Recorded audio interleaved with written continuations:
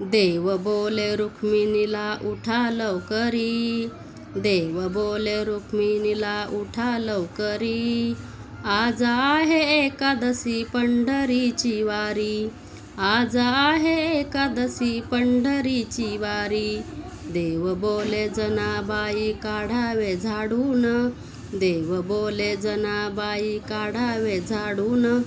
आले पैठणचे नाथ संसार सोडून, आले पैठणचे नाथ संसार सोडून. देव बोले रुक्मिणीला उठा लवकरी, देव बोले रुक्मिणीला उठा लवकरी.